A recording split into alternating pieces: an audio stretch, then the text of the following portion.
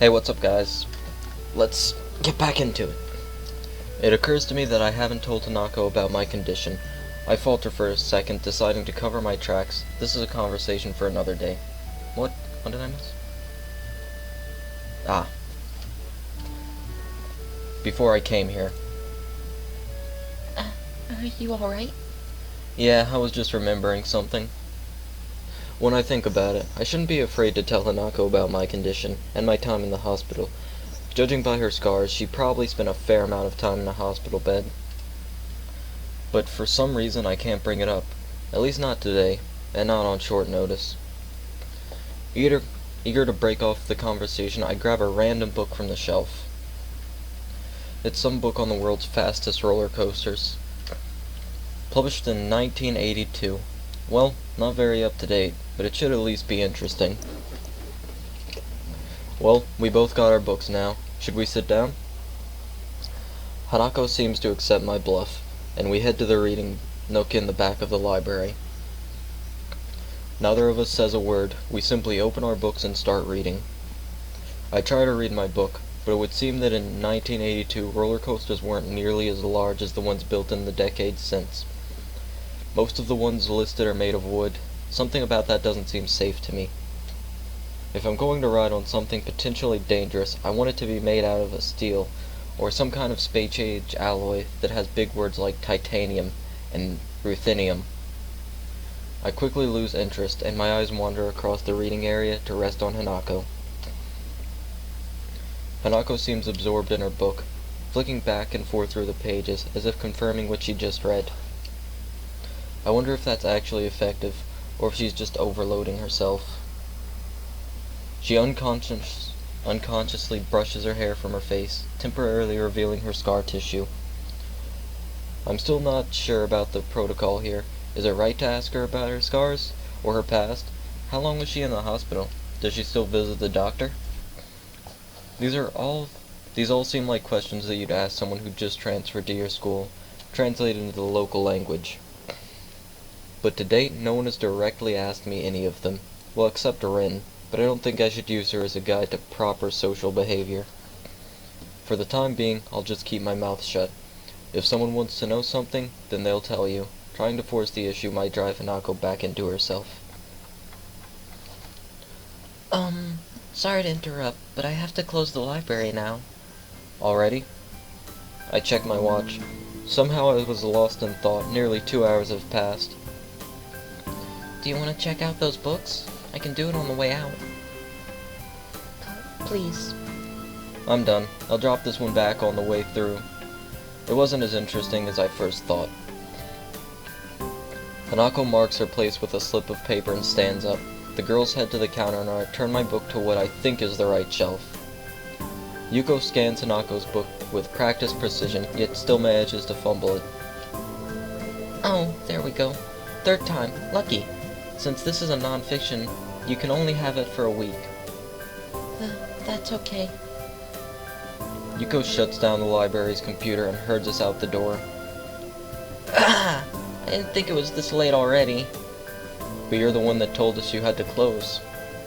Yes, I know, but that was before I looked at the time. I'll see you later. Yuko bolts down the hall, her handbag trailing behind her like an awkward streamer. I guess all librarians really are neurotic. Huh?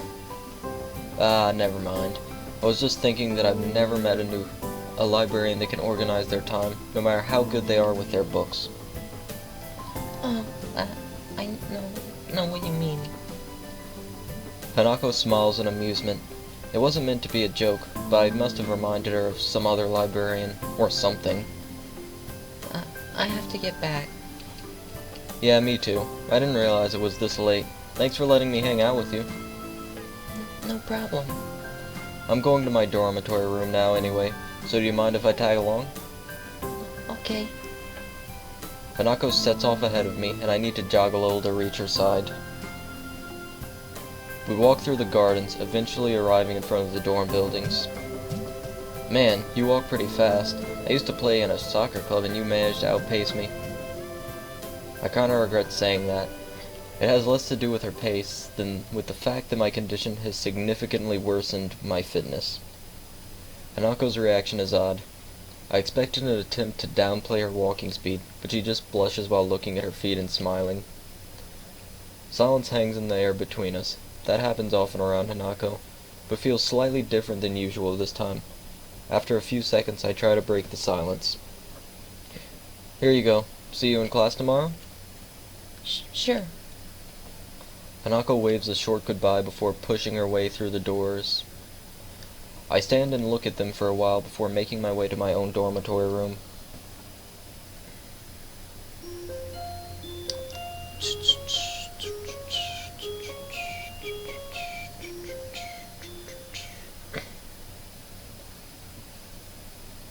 Chirping birds.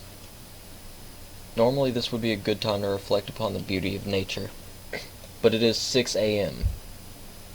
Covering my head with the pillow, I slam my face into the mattress, hoping that the impact will send me instantly back to sleep. Futile.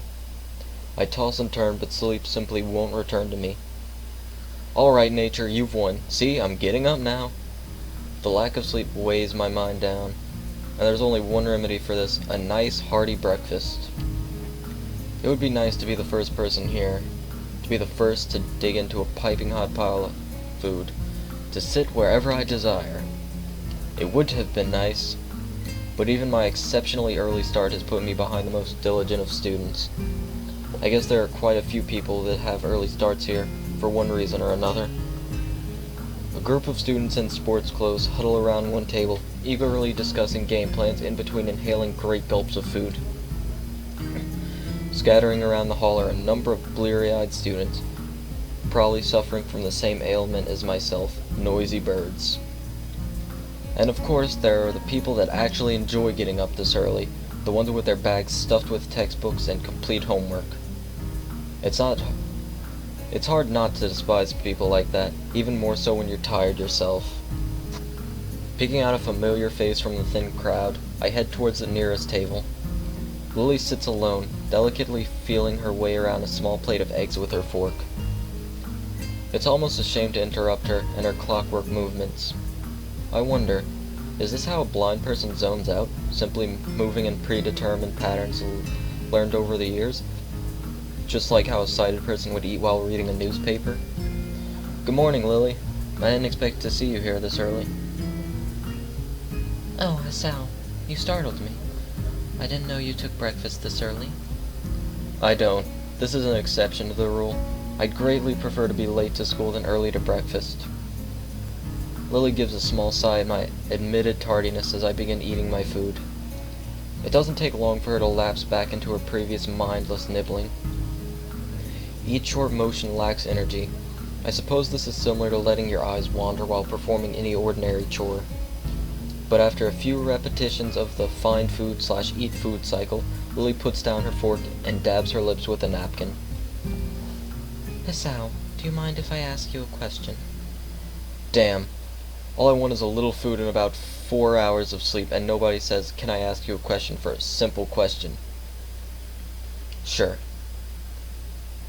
Do you think of Hanako as a friend? Huh? This seems like a leading question.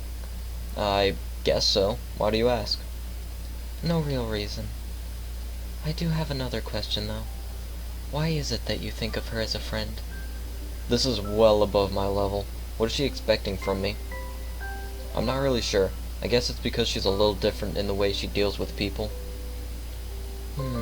Since I've known her, she hasn't really connected with anyone.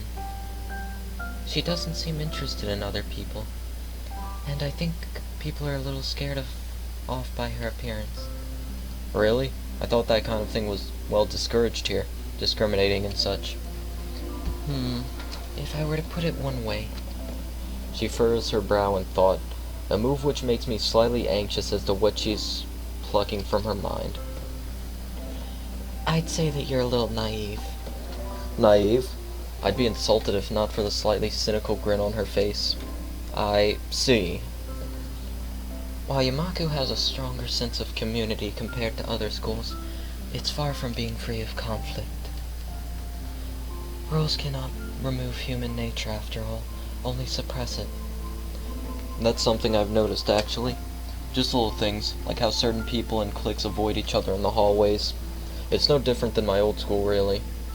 Even Lily and Shizune could be considered bitter rivals, even though they both seem like fairly accepting people. Well, at least the Misha-tinted Shizune does, who knows what actually goes on with her fingers and behind her glasses. I guess you're right. But when I first came here, everything was a bit of a shock. I kept on making mistakes, or at least thinking I was making mistakes, like when we first met and I said "I see" to you. I didn't know if it was considered rude or anything, so I tried to just put it in the back of my mind, treating people any differently in that kind of thing. Bleh. So I didn't. I told myself that Hanako and you and everyone else was just normal, and I tried to ignore the obvious. I talked to Hanako as if she were any other person, and we became friends. At least, that's how I think it happened. But you know, I feel guilty just from saying something like that out loud. As if it took extra effort to think of Hanako, or you, or anyone here as normal. I don't think that's right. Hisao, I think you are naive, but I also think that you are a good person. Is perhaps one of your better traits. I suppose I can take that as a compliment? Tell me, are you free tonight? If you don't count homework, then I'm free as the breeze. In that case, would you care to join myself and Hanako for tea? I don't really have that much money at the moment, so going out isn't really... Oh, I didn't mean going out. Just here, this evening. You can access the classrooms in the evening here? No, that's not what I meant. Hanako and I often use my room for tea parties together. Please feel free to drop by after dusk. Sure, I see no problem with that. What's your room number? 225. Room 25 on the second floor. Okay, sure. Well then, I had best be off. I have class representative duties to attend to after all. Until this evening, Hisao. Yeah, catch you later. Hang on. Was I just invited to a girl's room after hours? Is that even allowed? There is a curfew here, but I've never heard any rules about visitors in the dorm rooms. Even still, this is enough to get my sleep-deprived brain jump-started. Add that to the lukewarm breakfast and you have one hell of a pick-me-up. I grudgingly go to class, still a little excited at the prospect of breaking the rules. Oh, Hisao, Hisao, Hisao. There are many more things you're going to be breaking. Like Hisao's hymen. Hanako's hymen. Hisao doesn't have a hymen. Or does he? Conspiracies. We'll have to talk to Kenji about this. I feel a little like a kid planning to sneak out of his window at night. Well, maybe that's going a little too far. But when you compare an invitation to a party at 6 or so hours of lectures, I know which one wins. Misha and Shizune do little to relieve my boredom either, for once they seem determined to actually complete Muto's assignments. Nevertheless, the day eventually winds to a close. I hurry back to my room to wash up and comb my hair. Thankfully, I don't run into Kenji. Before long, I'm leaving the boys' dorms. I nervously rap on the door marked 225, checking my watch once again. Is that you, Hisao? The door is open. You can come in. Lily's voice lilts through the door and soothes my nerves. This is the first time I've been invited to a girl's room after dark. Even though I know there is no ulterior motive behind this invitation, it doesn't stop my mind from running wild with possibilities. One guy, 2 girls, in a dorm room with a tea set. When I put it like that, it sounds a little dodgy. Giving a small sign to steady myself, I gingerly put my hand on the handle and open the door, craning my head to see inside. Ah, what a lovely sight. The door opens completely and I catch my first glimpse of Lily's room. Her furniture looks almost antique, but the bare walls and flat surfaces are barely decorated at all. In the center of the room sits a low table where I see a small tea set at rest. It seems that everything in this room has its place, possibly excepting the several piles of books stacked up against the wall. My sense of vision isn't the only one to be stimulated. The faint smell of something can be picked up on the air, Nail polish, perfume, makeup. It's hard to describe in any other way than girly. My eyes finish their quick sweep of the room before returning their position onto the girls. Lily sits next to the small table, wearing very dark blue pajamas. Dark blue pajamas with shorts that show off plenty of her alluring pale legs. That totally looks black to me. But then again, my eyes aren't that sensitive to color. Opposite of her, Hanako sits adorned in a conservation light pink gown. Conservative. Her hands are firmly fixed between her legs, her shoulders forward and her head down as if trying to hide herself in it. It would be easy for her to. Looks about 2 sizes too big for her. Waves of flannel flow from her frame, making her look like a child playing dress-up in her parents' clothes. She looks up to confirm my identity, and the beginnings of a thin smile creep across her face, before vanishing so fast that I can't be sure they were ever there. There's no point in you standing in the doorway, Hisao. I take a step into the room, closing the door behind me. My, I'm afraid this really is a small room for the 3 of us. Would you like to take a seat? I slowly walk to the table and sit down, trying my hardest not to disturb anything along the way. I also can't help but steal a quick glance into Lily's top as I sit. Oh, Hisao, you've made me proud. To be robbed of sight would be a most terrible fate. Well now, how about some tea?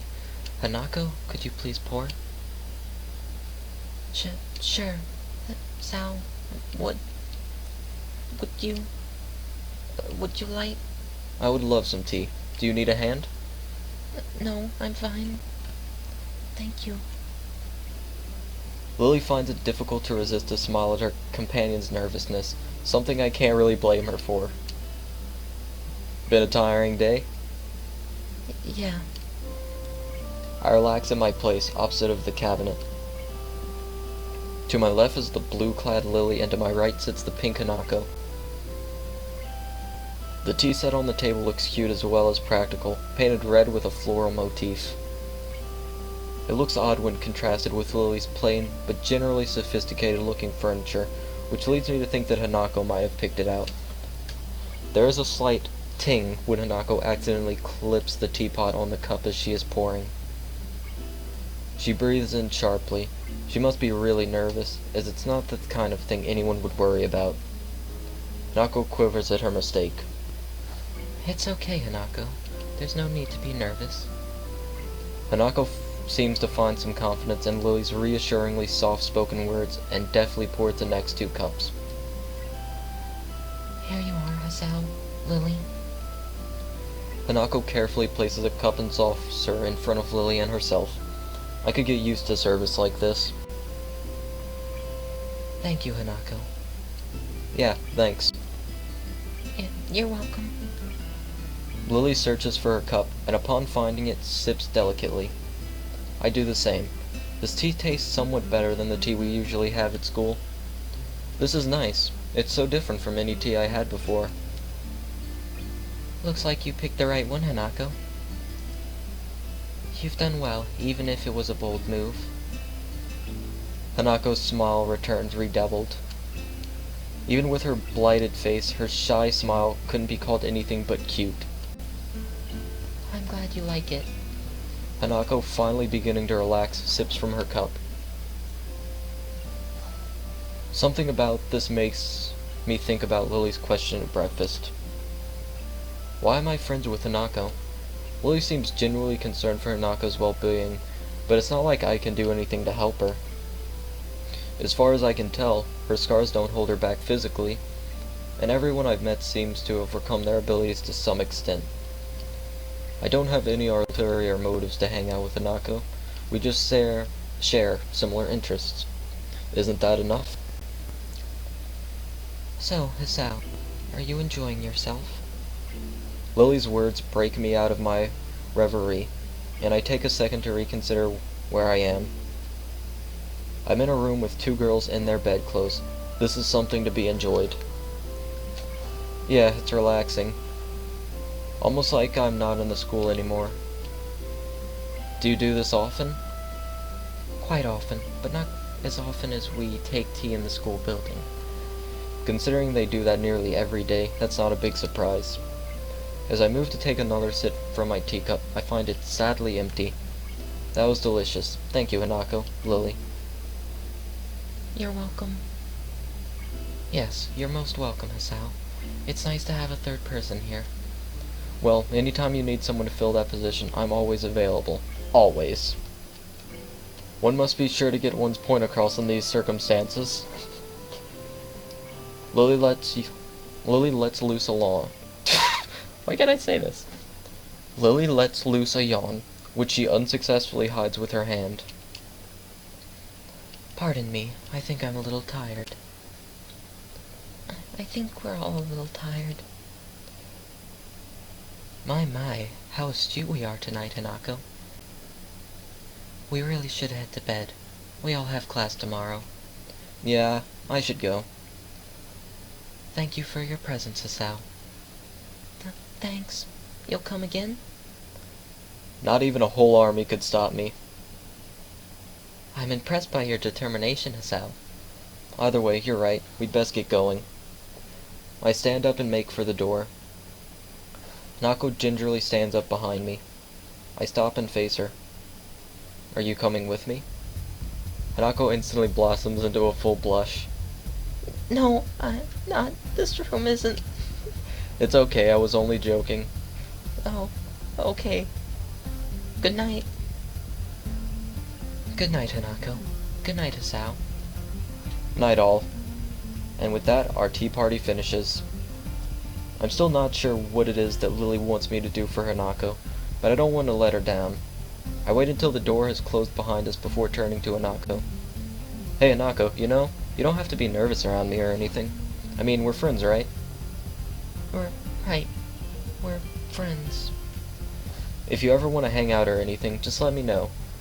We still need to have that chess rematch, remember? Sure. But I don't think you'll win. It wouldn't be any fun if it was easy. Hanako seems to give a muted laugh, but she could have just as easily been exhaling. Good night, Hisao. With that, Hanako quickly retreats into her room, located next to Lily's. I start to walk back to my dorm, but the simple act of walking seems to drain me of my energy. I barely make it to my room before I am hit with a wave of exhaustion. I kick off my shoes, fall into the bed, and fall asleep by the time my head hits the pillow. Okay, that's been going long enough. Gonna end the part there. Thank you guys so much for watching, and I'll see you later. Peace.